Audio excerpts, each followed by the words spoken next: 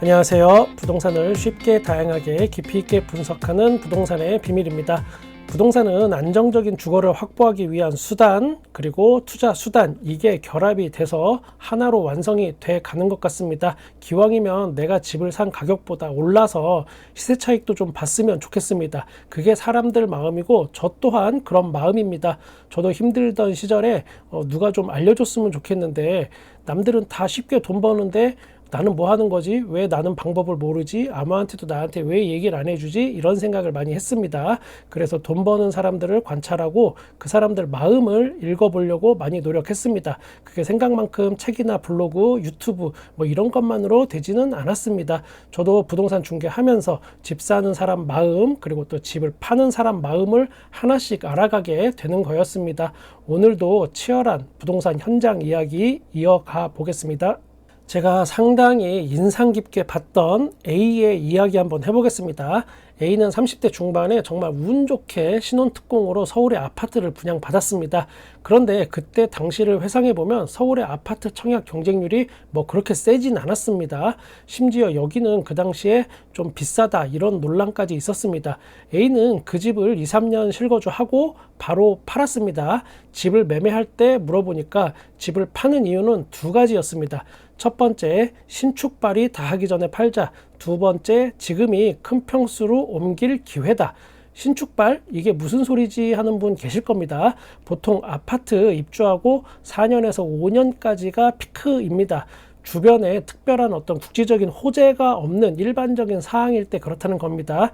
자, 10년 차가 되면 그때부터는 이 신축발이라는 게 좀 떨어집니다. 그러니까 사람들의 선호도에서 살짝 밀리게 되고 10년 차 아파트라는 딱지가 딱 붙게 됩니다. 신축 아파트 그리고 10년 차 아파트, 이 둘에는 분명한 차이가 있습니다. A는 내 집을 가치가 최고조에 이를 때 팔겠다고 계산을 스스로 한 겁니다.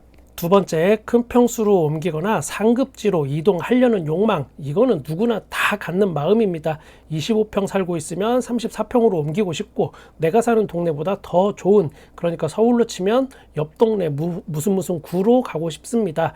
아이들 학군도 더 좋은 학군으로 옮기고 싶습니다. 이런 현상은 나보다 좋은 집에 사는 친구들 집들이 갔다 오면 급 발동하는 그런 마음이니까 다들 조심하시기 바랍니다. 이때 당시 집값이 11억 원 수준이었는데 이분은 10억 5천만 원에 5천만 원 저렴하게 매도했습니다. 2020년이니까 한참 집값이 막 상승하던 시절이었는데 과감하게 팔아치운 겁니다. 그 이유는 더 큰 평수 그리고 더 상급지의 아파트를 13억에 이분이 매수할 기회가 생겼습니다. 특이한 점은 이 집을 직거래해서 샀습니다. 집을 사는 거는 직거래를 한다. 이거 굉장한 또 용기가 필요한 건데 이분은 해냈습니다. 부동산 카페에 직거래하는 곳이 있는데 거기서 서로의 집을 다 직접 다 확인하고 권리관계 파악하고 그리고 저한테 다시 온 겁니다. 이분이 혼자 권리관계를 파악할 정도면 얼마나 많은 부동산 공부를 했겠고 세금 공부를 했겠고 발품을 팔았을지 짐작이 갑니다. 정말 치열하게 공부하고 노력한 점은 인정받아야만 합니다. 그럼에도 저한테 온 이유는 저보고 계약서를 써달라, 중개 계약서 대서를 해달라는 그런 내용이었습니다. 둘이 직거래를 하고 계약을 하면 되는데 저를 끼운 이유가 뭘까? 자, 한 번 더 안전하게 권리관계를 파악하려고 하는 겁니다. 그리고 집 매매할 때 공인중개사가 제공하는 어떤 서비스들이 있습니다. 그거를 제공받기를 원했습니다. 직거래하는 이유가 중개 수수료를 줄이기 위해서 하는 건데 이분은 저한테 제시한 중개 수수료가 그 당시 일반적으로 받는 중개 수수료의 한 4분의 1 정도 수준이었습니다. 어찌됐건 이분은 중개 수수료를 4분의 1로 줄인 효과가 있었고 저는 또 좀 더 쉽게 중개를 완료해서 돈을 벌 수 있는 기회니까 서로에게 좋은 현상이었습니다. 저는 새로 중개하듯이 최선을 다해서 중개 서비스를 제공했고 다들 만족했습니다. 자, 이 얘기만 하려는 건 제가 당연히 아니겠죠. 그 이후에 어떻게 됐을까? 일단 A가 판 집은 그 후에 더 상승을 합니다. 그리고 13억대까지 올라갔습니다.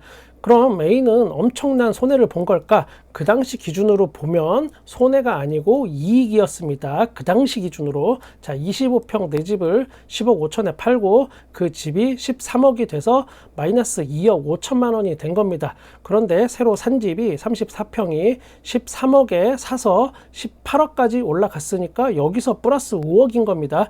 더 넓은 집으로 옮기고도 플러스 2억 5천이 된 겁니다. 단 이때 모자른 돈 3억 정도가 있었는데 이거는 대출을 받고 부모님한테 도움도 받았습니다. 부모님 도움 받을 때는 서로 차용증 정확하게 쓰고 이자율은 4.6% 그리고 차용증 계약서를 부모님과 서로 메일로 주고받아서 이게 급조한 게 아니다 라는 증빙까지 철저하게 준비를 했습니다. 제가 뭐 더 가르쳐 줄 것도 없을 만큼 완벽하게 진행을 했습니다.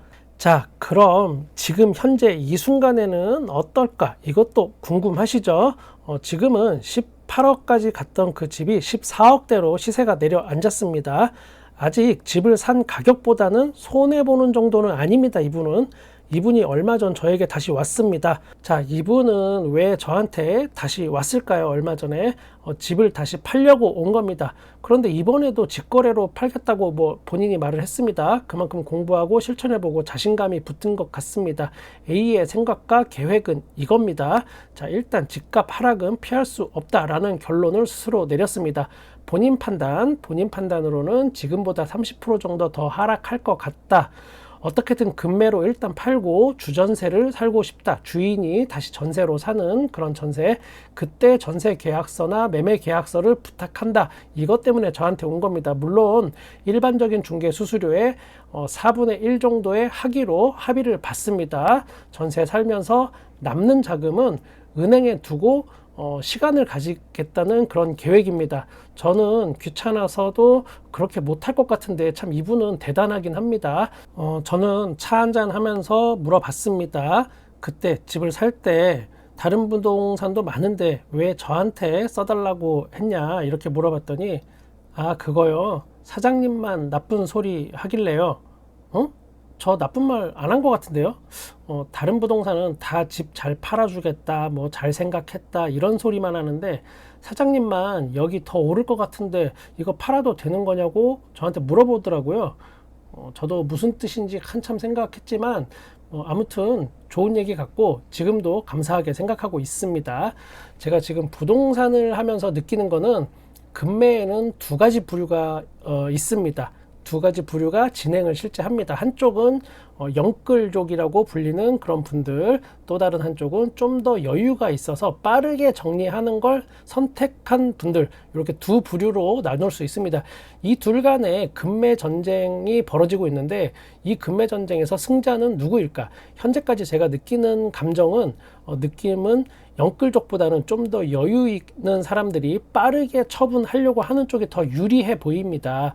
실제 그런 것 같습니다. 여유 있는 분들이 급매 가격을 더 낮게, 그러니까 급급매로 내놓을 수 있습니다.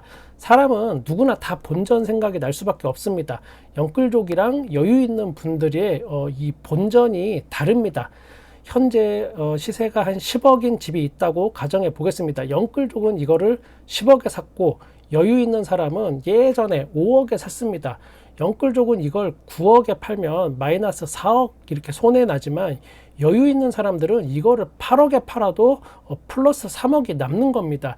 여유 있는 분들이 더 똑똑해서가 아니고 이미 분양받거나 집을 산 지 오래돼서 아니면 더 싸게 집을 팔아도 손해가 아닌 경우가 상당히 많습니다. 오히려 급급매로 팔아도 이익인 경우가 많습니다. 그냥 이 둘 간에 서로 출발점이 다른 겁니다. 그 본전의 차이가 다르니까 최근에 영끌해서 집을 사신 분들은 계속 집을 팔려고 해도 뒷순위로 밀려서 점점 팔지 못하고 있는 상황이 돼버리는 겁니다. 지금 저도 네이버 부동산에 광고를 못하는 초급매가 있습니다. 지금 단지 내 최저가보다 1억 이상 저렴한, 아니 깎으면 그것보다도 한 2억도 깎을 수 있는 그런 저렴한 매물이 있습니다. 그런데 광고를 못합니다. 일단 의뢰를 이렇게 주신 분이 광고는 하지 말고 팔아달라고 하는 부탁도 있었고 제가 그 집을 부동산에 만약에 네이버 부동산에 올리게 되면 저는 아파트 단지에서 더 이상 장사를 못합니다. 아마 금방 소문나서 아무도 저한테 집을 팔아달라고 하지 않을 겁니다. 그 아파트 단지 주민들이. 지금 분위기가 상당히 삭막합니다. 쎄하고 분위기 굉장히 안 좋습니다.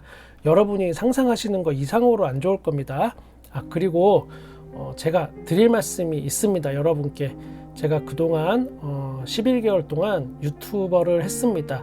다행히 아직 와이프에게는 걸리지 않았습니다. 와이프는 주로 남자 아이돌 유튜버만 봐서 뭐 안 걸린 것 같습니다. 제가 이런 거 하는 거 모르고 뭐 그놈의 남동생들은 왜 이렇게 좋아하는지. 많은 분들이 사랑해 주시고 쓴소리도 해주시고 또 과분한 사랑을 받았습니다. 돌이켜서 생각해보면 부족한 면이 너무 많은데 내가 이래도 되는 건가, 이런 걸 다 받아도 되는 건가 싶기도 했습니다. 그동안 광고나 협찬이 몇 건 의뢰가 있었습니다. 영상 제작을 의뢰하시는 분들도 있었고 좀 광고 이런 거 하자 이런 것도 있었습니다. 제의도 있었습니다. 그러나 아직 제가 준비가 안 되고 또 제 채널이 그만큼 크지도 않고 영향력도 없고 또 제일 중요한 거는 제 채널 컨셉에 맞는 부분이 좀 있어야 된다라고 생각하다 보니까 아직은 그런 게 없었습니다. 그런데 이번에 제가 책을 한 권 협찬 받았습니다. 세무공무원 이조사관의 부동산 세금 이야기. 사실 이거는 제가 이 책을 보고 싶어서 협찬 받은 겁니다. 부동산을 하다 보면 집주인들하고 상담을 많이 하는데 이때 세금에 대한 이야기를 저한테 너무 많이 물어봅니다. 세무 상담은 당연히 전문가인 세무사님께 돈 드리고 정확하게 상담받는 게 결국에 나중에 가서는 이익입니다. 그럼에도 불구하고 제가 세금에 대해서 너무 모르면 상담이 중간에 끊기게 되고 그렇게 되면은 실력 없는 부동산으로 이렇게 딱 찍히게 돼서 저도 꾸준히 공부하고 있는 겁니다. 책의 내용은 딱딱하지 않고 소설처럼 되어 있습니다. 여러 명의 주인공이 나오고 부동산과 세금의 난관을 풀어가는, 문제가 닥쳤을 때 풀어가는 그런 형식입니다. 옴니버스 형식이고 주인공들끼리 서로 인연이 다 있는 설정이라서 몰입도가 좋습니다. 영화로 따지자면 러브 액츄얼리 같은 그런 포맷입니다. 제가 느낀 점은 부동산과 세금은 재테크의 필수다. 그리고 치열하게 살아가는 사람들이 결국 이익을 본다. 그게 부동산이든 세금이든 이거였습니다. 여러분 덕에 또 제가 좋은 책도 읽을 수 있어서 다시 한번 감사드립니다. 그리고 협찬이라서 저는 이거 책만 받은 겁니다. 돈이나 물품은 전혀 받지 않았습니다. 아까 제가 드릴 말씀이 있다고 하니까 제가 누나한테 유튜브 하는 거 걸려서 엄청 혼나고 접은 줄 아시는 분들 있었겠죠. 저는 여러분들의 부동산과 끝까지 함께 하겠습니다. 구독과 좋아요 감사합니다. 부동산의 비밀이었습니다.